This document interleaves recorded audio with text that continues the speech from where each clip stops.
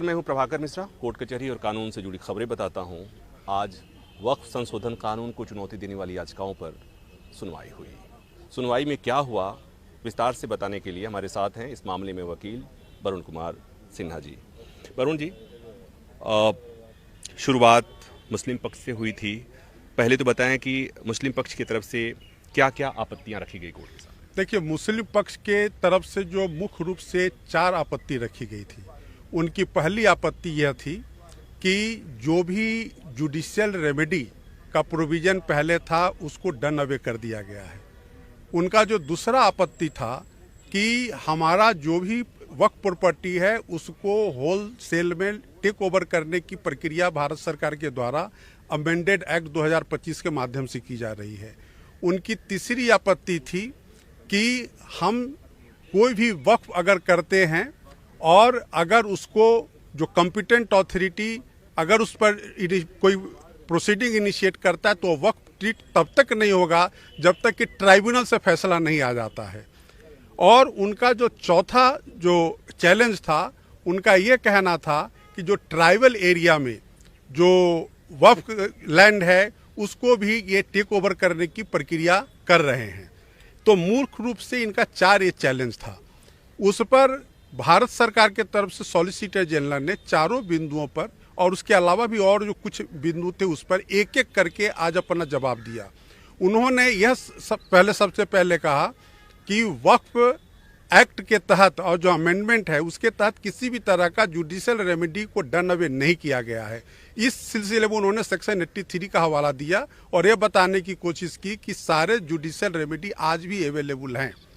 दूसरी बात उन्होंने कहा कि कोई भी वक्फ अगर वो गलत तरीके से हुआ है, उसका कोई डॉक्यूमेंट नहीं है, तो कॉम्पिटेंट अथॉरिटी अगर कोई प्रोसीडिंग चलाता है और रिपोर्ट देता है तो उसके खिलाफ एग्रीड पार्टी ट्राइब्यूनल जा सकता है। एक सॉलिसिटर जनरल ने एक बात कही कि एक फॉल्स नैरेटिव सेट करने की कोशिश हो रही है कि इस कानून के आने के बाद वक्फ की प्रॉपर्टी हड़प ली जाएगी, क्योंकि जब कागज मांगा जाएगा, दस्तावेज मांगा जाएगा तो वो दस्तावेज उपलब्ध नहीं होगा। उस पर क्या उन्होंने कहा? देखिए, उन्होंने इस पर बहुत स्पष्ट कहा कि 1923 का जो कानून है उस कानून के तहत जो वक्फ रजिस्टर्ड हैं और अभी जो अमेंडमेंट आया है उसमें स्पष्ट कहा गया है कि अमेंडमेंट के दिन से 6 महीने के अंदर अगर अमेंडमेंट के पहले जो रजिस्टर्ड है उस पर किसी भी तरह का आपत्ति नहीं किया जाएगा और 6 महीने के अंदर उसको रजिस्टर करा लेना है।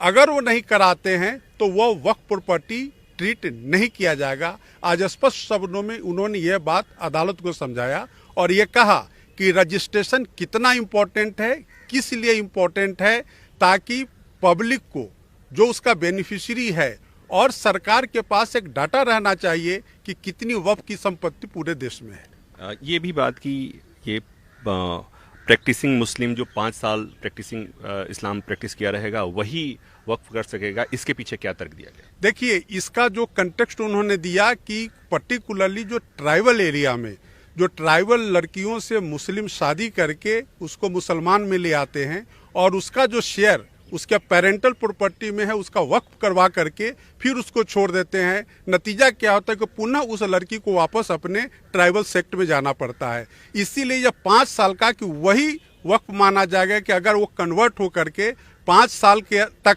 इस्लाम की प्रैक्टिस करती है उस या करता है, उसके बाद ही वो इस तरह वो वक्फ कर सकता है। एक और आपत्ति है कि इसमें जो वक्फ बोर्ड या सेंट्रल काउंसिल में गैर मुस्लिमों को शामिल करने की बात है जिस पर विरोध किया जा रहा है, इस पर जो ट्रस्ट और वक्फ का जो अंतर स्थापित करने की कोशिश की, जो दलीलें दी थी, सॉलिसिटर ने क्या कहा था?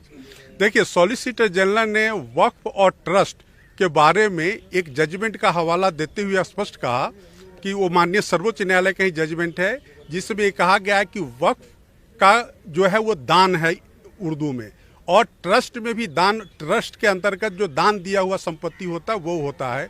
उसी तरह से उन्होंने चैरिटी जो क्रिश्चियनिटी लॉ के तहत है तो उन्होंने कहा कि जो वक्फ जो है वो कोई इंटीग्रल पार्ट ऑफ इस्लाम नहीं है बल्कि वो एक दान है जो कि इंटीग्रल पार्ट ऑफ इस्लाम नहीं कहा जा सकता है। और अगर वो इंटीग्रल पार्ट ऑफ इस्लाम नहीं है तो उस पर जो भी कानून बनाया गया है उसको चुनौती नहीं दी जा सकती है। एक और इसमें प्रावधान किया गया जिसका विरोध हो रहा है कि अब तक वक्फ प्रॉपर्टी को लेकर लॉ ऑफ लिमिटेशन लागू नहीं होता था, इस कानून में लॉ ऑफ लिमिटेशन लागू होगा, उसके पीछे क्या तर्क है? देखिए, लॉ ऑफ लिमिटेशन लागू होने के पीछे है कि वक्फ बाय यूजर एक ऐसा वेग टर्म इस पूरे कानून में है कि जिसके वजह से जो दूसरे धर्म के भी लोगों का जो प्रॉपर्टी है उसको यूजर के आड़ में वक्फ किया गया है। इसीलिए ये प्रावधान किया गया है कि जो लॉ ऑफ लिमिटेशन, अगर जो भी लॉ ऑफ लिमिटेशन प्रोवाइड किया गया है अगर उसके पहले का है तो उसको वक्फ नहीं ट्रीट किया जाएगा। अब लिमिटेशन पीरियड के अंदर अगर कोई वक्फ होता है तो वही वक्फ ट्रीट किया जाएगा। धन्यवाद। तो ये विस्तार से मुस्लिम पक्ष ने अपनी आपत्तियां रख दी हैं, सरकार ने अपनी तरफ से, सॉलिसिटर जनरल ने उसका जवाब दे दिया है, कुछ चीज़ें बाकी रह गई हैं। कल एक बार फिर इस मसले पर विस्तार से सुनवाई होगी। सुनवाई अभी इस बात पे हो रही है कि सुप्रीम कोर्ट इस मसले में क्या कोई अंतरिम आदेश पारित करेगा, क्योंकि अभी तक कोर्ट ने कोई अंतरिम आदेश पारित नहीं किया था। जो मुख्य आपत्तियां थी 3 बिंदुओं पर, उस पर सरकार खुद ही तैयार हो गई थी कि जब तक सुप्रीम कोर्ट सुनवाई नहीं कर लेता तब तक हम उस पर अमल नहीं करेंगे। तो कल ये चीज़ें साफ होंगी। हालांकि इतनी लंबी सुनवाई, कल भी सुनवाई हुई थी, आज भी सुनवाई हुई और एक बार फिर कल भी सुनवाई होगी। तो इस बात की संभावना है कि कल सुनवाई के बाद सुप्रीम कोर्ट इस मामले में आदेश, फैसला सुरक्षित कर लेगा कि कोर्ट इस मामले में अंतरिम आदेश देगा तो क्या देगा। वीडियो बना रहे हैं विजय, उम्मीद है ये जानकारी आपको पसंद आएगी।